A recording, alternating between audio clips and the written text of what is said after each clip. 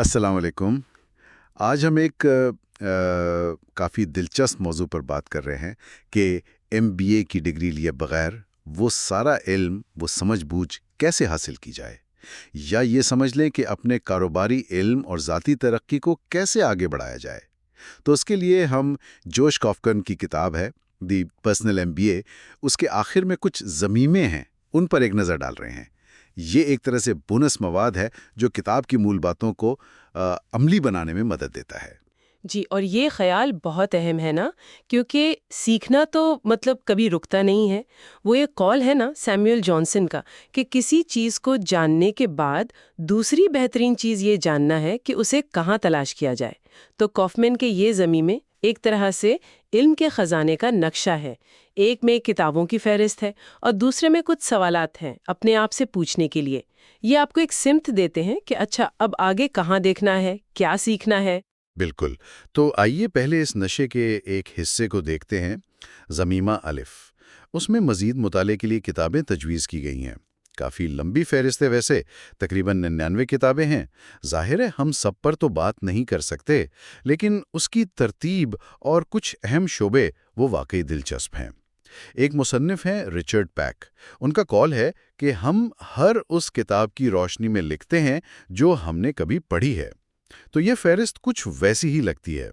اس میں جو پہلا بڑا زمرہ ہے وہ ہے پیداواریت اور تاثیر، یعنی پروڈکٹیوٹی اینڈ ایفیکٹونیس۔ ہاں، یہ تو آج کل بہت ہی مقبول موضوع ہے۔ ہر کوئی چاہتا ہے کم وقت میں زیادہ کام ہو جائے۔ اس میں جیسے ڈیوڈ ایلن کی گیٹنگ تھنگز ڈن ہے، GTD۔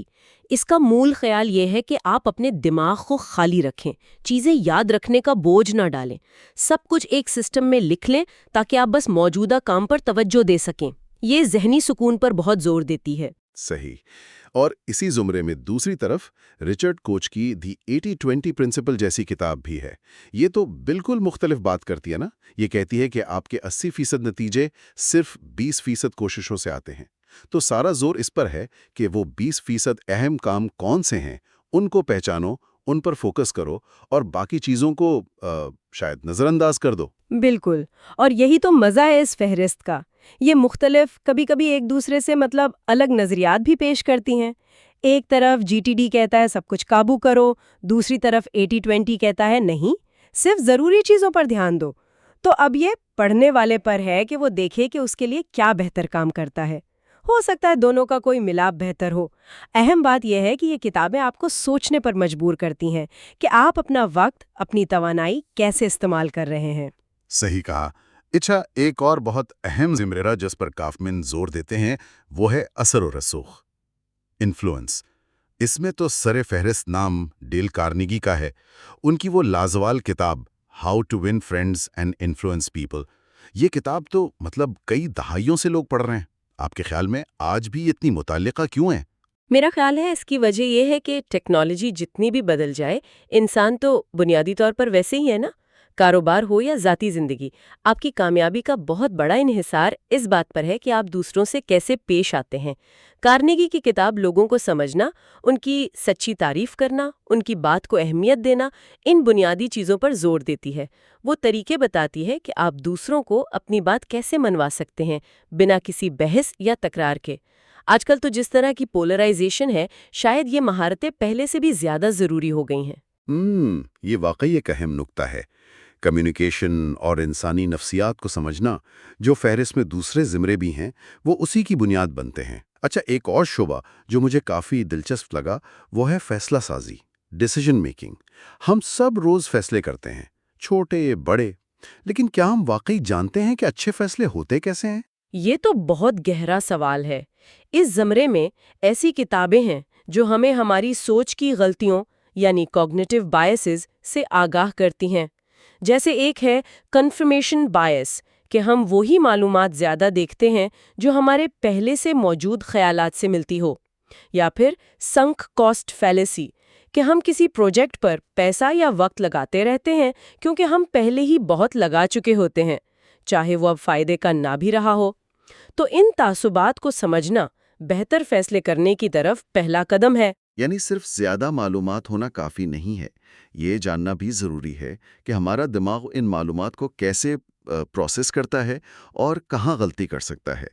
یہ تو بزنس اسٹریٹجی سے لے کر ذاتی سرمایہ کاری تک ہر جگہ کام آنے والی بات ہے۔ ایک آخری زمرہ جس کا ذکر کرنا چاہوں گا وہ ہے نظام، سسٹمز۔ یہ تھوڑا سا مطلب ایبسٹریکٹ سا لگتا ہے، اس سے کیا مراد ہے؟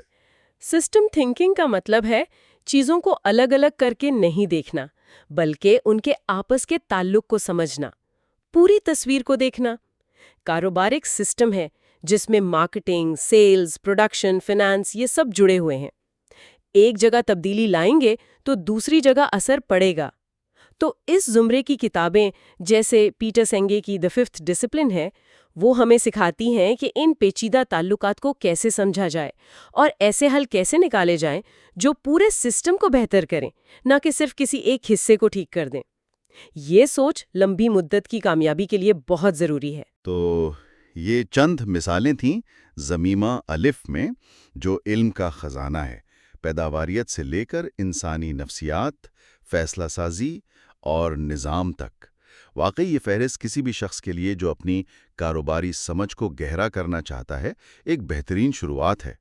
لیکن جیسا آپ نے شروع میں کہا تھا، علم حاصل کرنا ایک بات ہے، اسے اپنی زندگی پر لاگو کرنا وہ دوسری بات ہے، اور یہاں پر ضمیمہ بے کام آتا ہے۔ بالکل، ضمیمہ بے کا عنوان ہے نتائج کو بہتر بنانے کے لیے 49 سوالات۔ کتابیں ہمیں باہر کی دنیا کا علم دیتی ہیں، ٹھیک؟ یہ سوالات ہمیں اپنی اندرونی دنیا میں جھانکنے کی دعوت دیتے ہیں۔ یہ خود شناسی یعنی سیلف ریفلیکشن کا ایک آپ کہہ لیں منظم طریقہ ہے۔ کافمین کہتے ہیں کہ اچھے سوالات آپ کے دماغ کو نئے زاویوں سے سوچنے پر مجبور کرتے ہیں، اور اکثر بہترین جواب پہلے سے موجود نہیں ہوتے، وہ ان سوالات پر غور کرنے سے ہی پیدا ہوتے ہیں۔ اور یہ 49 سوالات واقعی بہت وسیع ہیں۔ پہلا ہی گروپ جسمانی صحت پر ہے۔ کیا میں اپنے جسم کو بہتر طریقے سے استعمال کرتی ہوں؟ اس میں نیند، خوراک، توانائی کی سطح، تناؤ کا انتظام، ایسے سوالات ہیں۔ یہ تھوڑا عجیب نہیں لگتا کہ ایک کاروباری کتاب میں جسمانی صحت پر اتنی بات؟ نہیں، بالکل عجیب نہیں۔ اصل میں یہ تو بنیاد ہے۔ آپ کا دماغ آپ کی جسم کا ہی حصہ ہے نا۔ اگر آپ تھکے ہوئے ہیں، آپ کی خوراک ٹھیک نہیں، آپ ہر وقت ٹینشن میں ہیں، تو آپ کی سوچنے کی صلاحیت، تخلیقی صلاحیت، فیصلے کرنے کی صلاحیت یہ سب متاثر ہوں گی۔ کاروباری دنیا میں اکثر وہ ہسل کلچر پر اتنا زور ہوتا ہے کہ لوگ اپنی صحت کو پیچھے ڈال دیتے ہیں، جو لمبے عرصے میں تو نقصان دہ ہے۔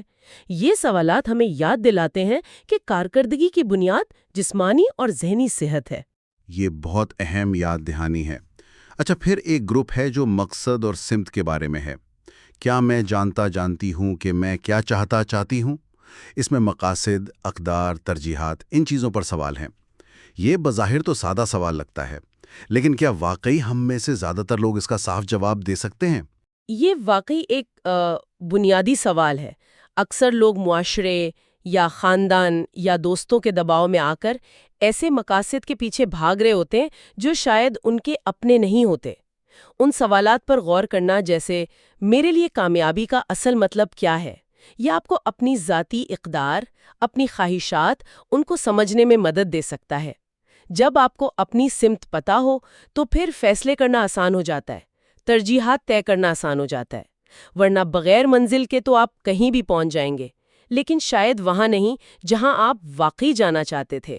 اور پھر وہ سوالات آتے ہیں جو شاید سب سے مشکل ہیں، خوف کے بارے میں کس چیز سے ڈرتا یا ڈرتی ہوں؟ کافمین تو یہ بھی کہتے ہیں کہ اپنے خوف کی ایک فہرست بنائیں، سوچیں کہ اگر وہ سچ ہو گئے تو کیا ہوگا، اور یہ پہچانیں کہ آپ نے خود پر کیا پابندیاں لگا رکھی ہیں۔ یہ مشق تو کافی ہمت والی لگتی ہے۔ بالکل، ہمت تو چاہیے۔ خوف ایک بہت طاقتور جذبہ ہے۔ وہ ہمیں بچانے کی کوشش کرتا ہے، ناکامی سے، مسترد ہونے سے، نامعلوم سے۔ لیکن یہی خوف ہمیں اکثر آگے بڑھنے سے بھی روکتا ہے، رسک لینے سے، اپنی پوری صلاحیت استعمال کرنے سے۔ تو ان سوالات کا مقصد خوف کو ختم کرنا نہیں ہے جادو سے، بلکہ اسے سمجھنا ہے۔ جب آپ اپنے خوف کو نام دیتے ہیں، اسے لکھتے ہیں، تو وہ اکثر تھوڑا کم ڈراونا لگنے لگتا ہے۔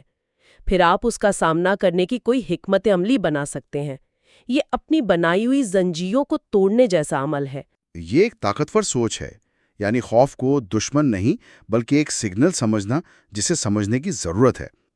اچھا، ایک اور گروپ آف کویشچن جس نے مجھے متوجہ کیا وہ ذہن کی صفائی اور توجہ کے بارے میں ہے۔ کیا میرا ذہن صاف اور مرکوز ہے؟ آج کل تو توجہ کا مسئلہ بہت عام ہے۔ بالکل، ہم ہر طرف سے معلومات کی بمباری میں ہیں۔ Social media, notifications, e mails, خبریں، ہر طرف خلفشار ہے۔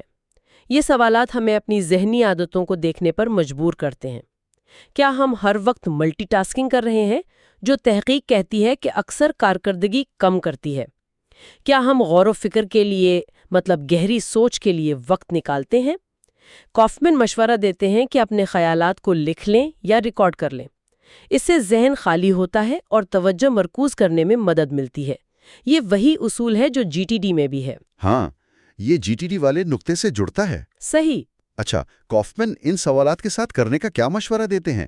کیا بس ان پر سوچنا کافی ہے؟ نہیں، وہ ایک بہت عملی طریقہ بتاتے ہیں۔ کہتے ہیں ایک نوٹ بک لیں، کہیں آرام دہ جگہ پر بیٹھ جائیں، شاید کسی اچھے ریسٹورانٹ میں، 1 گھنٹہ نکالیں اور ان سوالات کے جوابات لکھیں۔ لکھنے سے سوچ کو ایک ٹھوس شکل ملتی ہے نا؟ جب آپ اپنے خیالات کو کاغذ پر اتارتے ہیں تو آپ انہیں زیادہ صاف دیکھ سکتے ہیں، ان میں تضادات یا نئے کنیکشنز نظر آ سکتے ہیں، اور وہ کہتے ہیں اسے ایک سنجیدہ کام نہ سمجھیں بلکہ ایک لطف اندوز تجربہ بنائیں۔ تو یہ ایک طرح کی خود سے ملاقات ہوئی، اپنے خیالات اور احساسات کے ساتھ وقت گزارنا۔ یہ آج کی بھاگ دوڑ والی زندگی میں تو بہت کم ہوتا ہے۔ کیا اس مشق کا واقعی کوئی ٹھوس فائدہ ہو سکتا ہے؟ میرے خیال میں تو بہت گہرا فائدہ ہو سکتا ہے۔ یہ سوالات آپ کو ایمانداری سے اپنی زندگی کے مختلف پہلوؤں کا جائزہ لینے پر مجبور کرتے ہیں۔ آپ کو اپنی طاقتوں اور کمزوریوں کا بہتر اندازہ ہوتا ہے۔ ہو سکتا ہے آپ کو ایسے نئے آئیڈیاز آئیں جو آپ کے کاروبار یا کیریئر کو بہتر بنا سکتے ہیں، یا شاید آپ کو یہ احساس ہو کہ آپ کی ترجیحات اب بدل گئی ہیں۔ یہ جو خود شناسی کا عمل ہے، یہ ذاتی ترقی اور ایک بامقصد زندگی گزارنے کے لیے بنیاد ہے۔ یہ صرف اچھا محسوس کرنے والی مشق نہیں ہے، یہ عملی بصیرت حاصل کرنے کا ایک ذریعہ ہے۔ تو اگر ہم آج کی گفتگو کا خلاصہ کریں، ہم نے جوش کافمن کے پرسنل MBA کے 2 اہم ضمیموں کو دیکھا۔ ضمیمہ الف، جو ایک طرح کی لائبریری ہے، بہترین کتابوں کی نشاندہی کرتا ہے مختلف شعبوں میں، یہ باہر سے علم حاصل کرنے کا ذریعہ ہے۔ اور ضمیمہ بے، وہ 49 گہرے سوالات کا مجموعہ ہیں جو ہمیں اندر دیکھنے، خود شناسی کرنے اور عملی بہتری کی طرف لے جاتا ہے۔ بالکل درست کہا آپ نے، اور یہ دونوں مل کر ایک بہت ہی طاقتور چیز بناتے ہیں۔ کتابیں ہمیں دوسروں کی سالوں کی تحقیق اور تجربات سے چند گھنٹوں میں سیکھنے کا موقع دیتی ہیں۔ وہ ہمیں نئے آئیڈیاز دیتی ہیں، نئے فریم ورک دیتی ہیں، لیکن صرف کتابیں پڑھنا کافی نہیں۔ یہ سوالات اس علم کو ذاتی بنانے میں مدد کرتے ہیں۔ یہ ہمیں پوچھنے پر مجبور کرتے ہیں کہ اچھا، یہ معلومات میری زندگی کے لیے، میرے حالات کے لیے، میرے مقاصد کے لیے کیا معنی رکھتی ہیں؟ میں اسے استعمال کیسے کر سکتا ہوں؟ تو یہ مسلسل سیکھنے اور بہتر ہونے کا ایک پورا چکر ہے۔ تو یہ صرف معلومات اکٹھی کرنا نہیں ہے، بلکہ اسے سمجھنا ہے اور اپنی ذات کا حصہ بنانا ہے۔ اب جبکہ ہم نے ان وسائل کا جائزہ لے لیا ہے، ایک آخری سوال جو ہم اپنے سننے والوں کے لیے چھوڑ سکتے ہیں، وہ شاید ان کی اپنی عملی شروعات کے بارے میں ہو۔ ہاں، یہ اچھا اختتامی نقطہ ہو سکتا ہے کہ ان تمام تجویز کردہ کتابوں کے شعبوں اور ان 49 سوالات کو ذہن میں رکھتے ہوئے وہ کون سا ایک شعبہ یا کون سا ایک سوال ہے جس پر ابھی فوراً توجہ مرکوز کرنا کسی کی ذاتی یا پیشہ ورانہ زندگی میں سب سے زیادہ مثبت تبدیلی لا سکتا ہے۔ زبردست! یعنی بجائے اس کے کہ سب کچھ ایک ساتھ کرنے کی کوشش کی جائے، صرف ایک نقطہ آغاز تلاش کیا جائے۔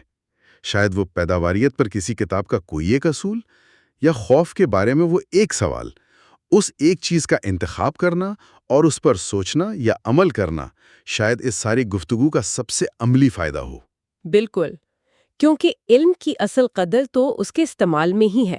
وہ ایک چھوٹا سا قدم، وہ ایک منتخب سوال یا کتاب، آپ کے مسلسل سیکھنے اور ترقی کے سفر کا اگلا اہم باب شروع کر سکتا ہے۔ Make the best use of your time and turn every moment into growth. Subscribe now to Bookcast, where every day we share powerful self-help and business books to expand your mind, boost your productivity, and transform your life. Like this video, share it with others, because your one share can change someone's life too.